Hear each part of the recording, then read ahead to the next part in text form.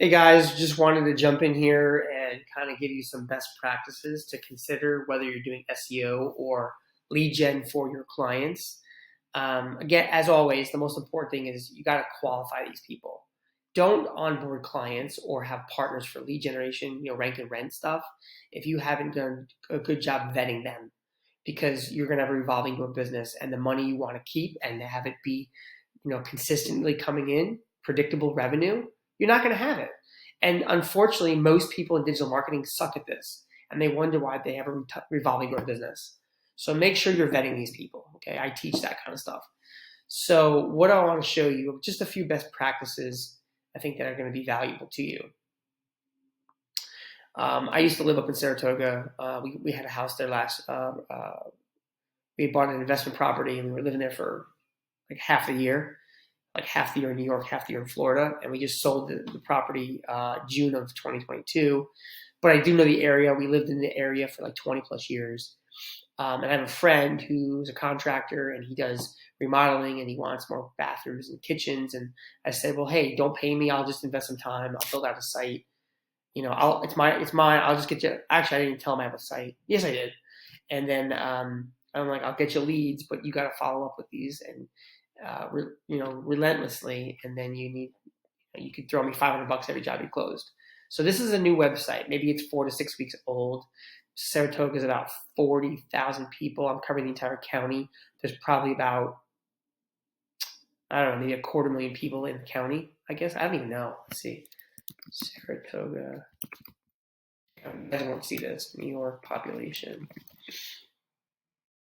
240,000. Good guess. There's 240,000 people in Saratoga. So this is a new website. Okay, now you have to understand something. I bought a domain. I put about an hour and a half into the site to get the template, everything built out, content, on-page SEO, images, all my magic page configuration, all that kind of stuff. I have $10 and about an hour and a half in it. Okay, I'm not at the top of Google yet. There I am, right there.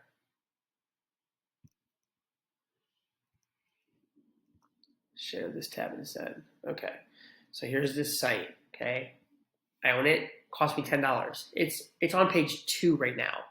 Okay, it'll get on page 1. I'm patient. Like, I'm not worried about it.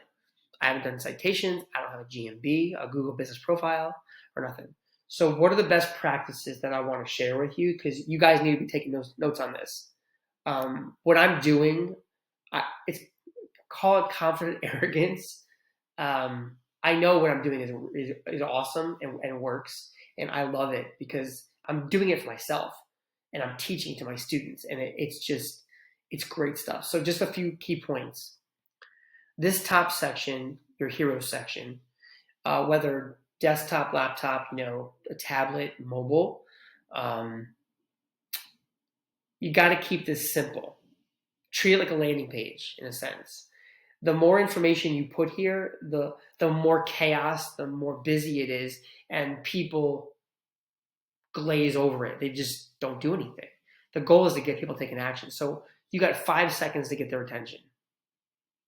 What's the goal? Who are you? What do you do? Where do you do it? And what kind of value? What do you bring to the table? You got to think about that. Who are we? This is who we are. This is what we do. We're eliciting emotion here because sanctuary spaces elicits emotion, and ladies are typically making decisions on bathroom remodels, right? So I want to elicit emotion, and I'm offering a call to action. Schedule your consultation. Schedule a free consultation, right? These are all elements of marketing. I'm a marketing guy at heart, but this stuff needs to be in your sites, okay? Whether it's for your clients or for your lead gen sites.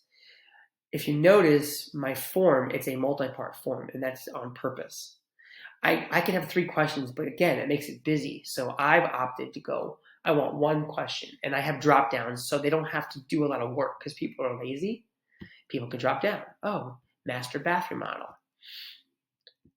Planning and budgeting, I'm ready to hire. When do I want to do the work? We have a large ensuite and want it completely remodeled. Okay, what this is doing, or it's spelled with an E, isn't it? Ensuite. What this is doing is, if we go back, micro commitment, micro commitment, micro commitment. Now I'm forcing them to manually add something. They have to because it's required. Micro commitment at a higher level. Name, email,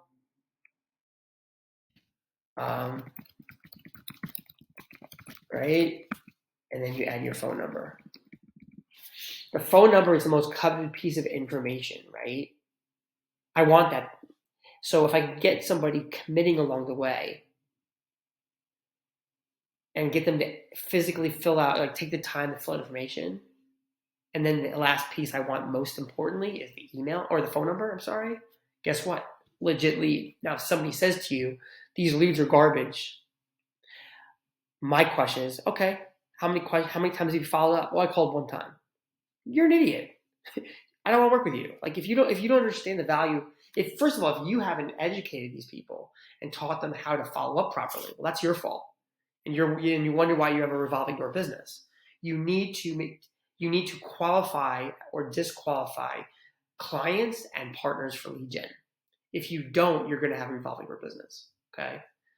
So if they say planning and budgeting and they're still in the phase of planning and budgeting, okay, that's fine. That's still a potential, right? But if they say I'm ready to hire and I want to do the work in 48 weeks, guess what? That's a qualified lead. Now they might not have the budget to do it, to which I could refer them to like lightstream.com and the person can finance their work, right? And get approved in like 15 minutes flat.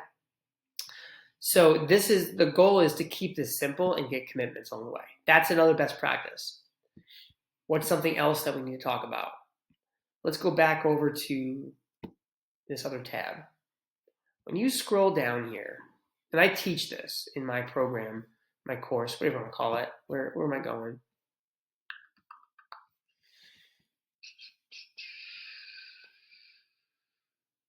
I'm looking for, I'm surprised there isn't any information here. Let's put bathroom remodelers, see if that changes things. Here we go. Others want to know. It's sometimes called people also ask. These are questions that Google is telling us. We want to answer these questions, and then certain businesses get a chance to be chosen to answer the question. So guess what this is? This is inspiration. You should have these exact questions and answers on your site, either as FAQs or as blog posts, and then link back to the homepage. When you add cost, when you add quantitative data to your sites, Google's going to rank it better. That's a fact. Okay, you have to understand. Going back to this website, I've got $10 in this website and about an hour and a half of time. That's it. No backlinks, no GMB, no citations yet. I'm going to probably do citations. That's about it. That's it. This site's already on page 2 of Google. It'll be on page 1 of Google shortly. And I'm going to get leads probably the next 30 days. And I'm patient because I didn't do anything else to it. I just set it and forget it. Right? I move on and I'm building more. So obviously keywords are important. The more descriptive, the more keywords, the more legit. Because most businesses don't do this. Right? But like I said, quantitative data is super, super important. This is a main keyword that gets traffic, so I had to figure out how to incorporate it. Small, medium, large bathrooms. But see here, price. Right? People want to know this. But most contractors hesitate adding price because they want to get them on the phone or they want to do an estimate. Like, just give a range, man. Like, don't be silly about it. Like, provide a range, right? Luxury vinyl planks, marble tile. These are all keywords embedded throughout the site. Full master bathroom models could be this much. They could take 7 to 14 days. People want to know this, so you got to think from the perspective of what information do people want to know, and Google tells you in these questions. Master en-suites could be more expensive. They could take more time. It could be 20 grand for a basic. It could be 100 grand. These projects could, take significantly longer, right? It could take a month or longer. And then down below, my other H2. I was going to use pricing, but costs was a better keyword based on keyword research. And guess what I'm doing? I'm providing information. What does this do? It tells Google I have authoritative content, and this is what people want to know because Google's telling us that you know in this section over here. Google's telling us these are the things we want to tell people. If your website tells people this information, you're going to rank your site, and you don't have to do backlinks to do it. People just fight me on this all the time. Literally, all my sites, I don't have any backlinks. I have no PBNs. I have no backlinks. I've just started doing a little bit of citations. I've done no press releases. I've done no backlinks. Nothing. Just great on-page SEO, great content. That's it. Okay. And I have a frequently asked questions section where I have 4 or 5 questions on the site. Okay. Make sense? Guys, these are just some basic examples to help you with conversion, to help you with answering questions the way Google wants questions answered. There's a lot more to it than that, but honestly, like this is a great foundation because here's what I want you to think. What does Google like? What does Google want to serve? It's all about making sure you put yourself in a position where you're doing the things that Google likes and do it in such a way that's clean, that's simple. Like this content was all written by ChatGPT, right? And then I just use that people also ask, and I'm like, all right, here's my questions and answers. It's already on page 2 of Google, guys, and I've spent $10 an hour and a half of my time. So if you're trying to figure this stuff out, I just gave you, I don't want to say I gave you the entire kitchen sink, but I did give you a sense of what to do. If you're struggling with LeadGen, let me know. Reach out. Yes, I have a program. I'm not going to apologize for it. What are people investing in with my program? And I don't share pricing here. I'm just telling you, you're leveraging my time and experience to save you time and money.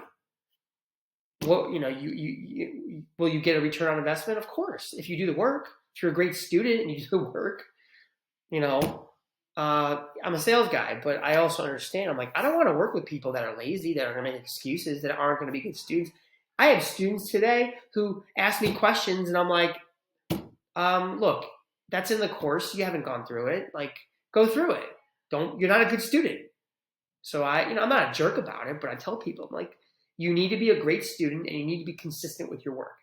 Those 2 factors, I can work with people. All right. So I hope this helped you. I know it did. Put these ideas into practice. If you got questions for me, let me know. Hey, ask a question on the YouTube channel.